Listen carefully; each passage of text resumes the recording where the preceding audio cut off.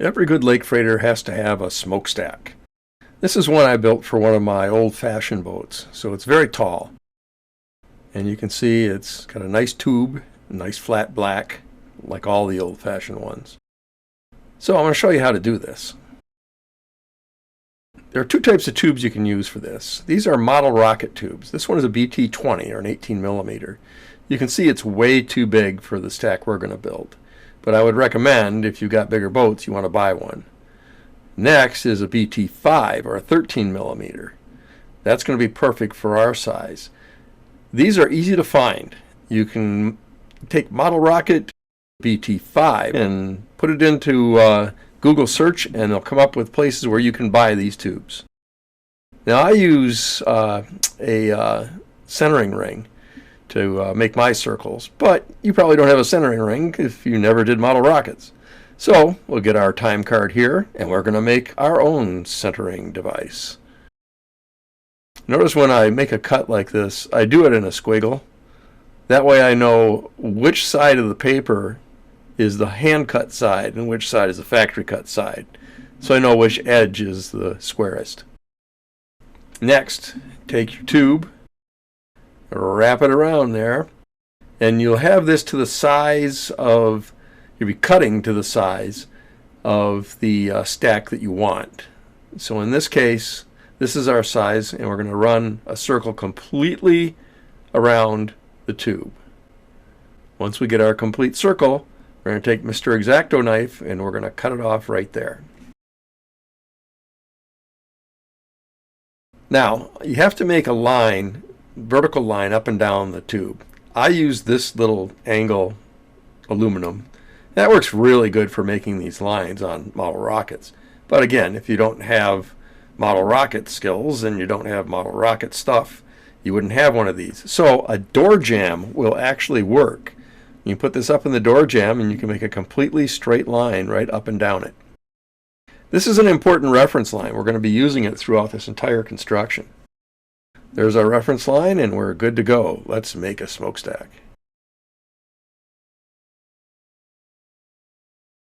This wire, recall early in the program here that I showed you to get some of this wire, and it's very thin wire, and it's used normally for wrapping packages or attaching labels.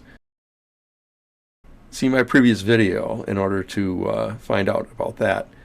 Take your wire and you're going to wrap that not once, not twice, but I would recommend about 4 times around the tube, nice and tight.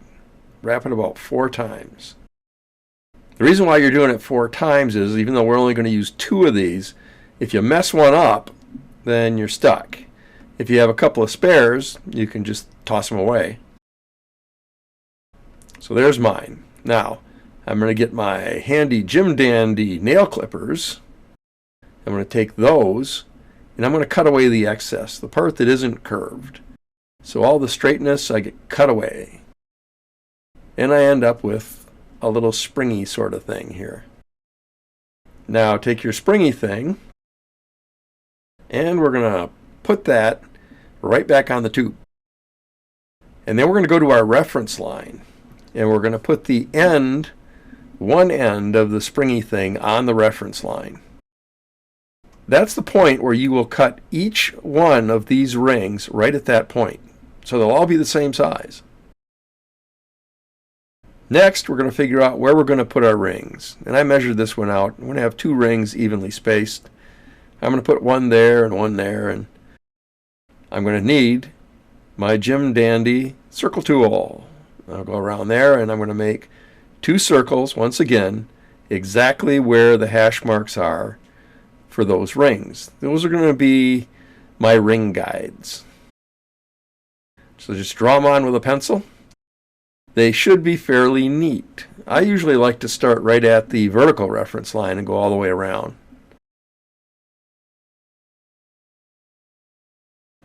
You do that twice, and that's going to mark where we're going to put each one of our rings.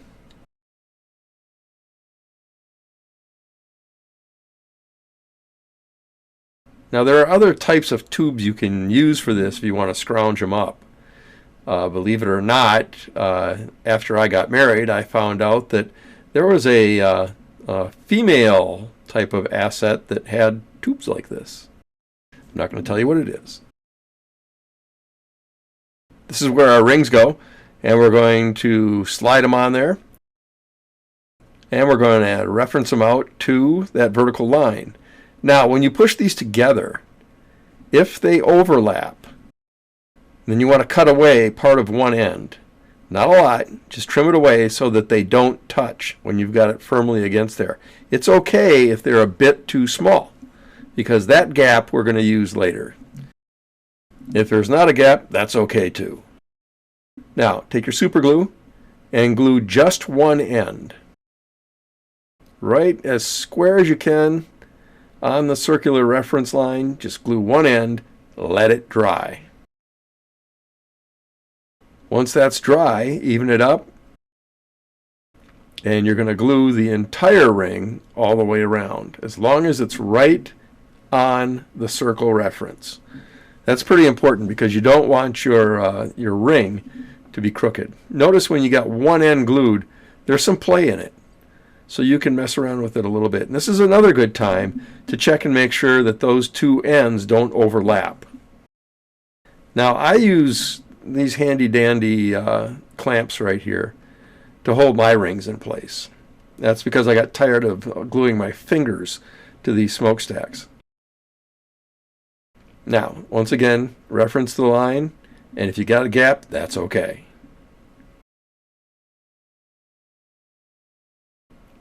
Now, take your crazy glue and go all the way around and just carefully glue it in place. Don't use too much because it's going to stick pretty good. Now, if you do use a little bit too much, grab a handy scrap of balsa wood and soak up that extra crazy glue.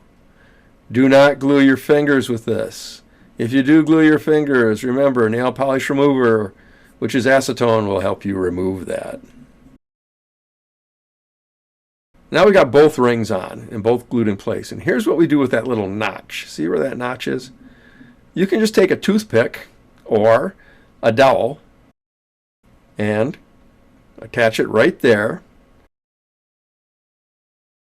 Covers up both of those gaps. Keep it as straight as you can. Glue it in place, and you have what looks like a nice steam vent. Isn't that cool? There is your smokestack. Paint it flat black and you're good to go.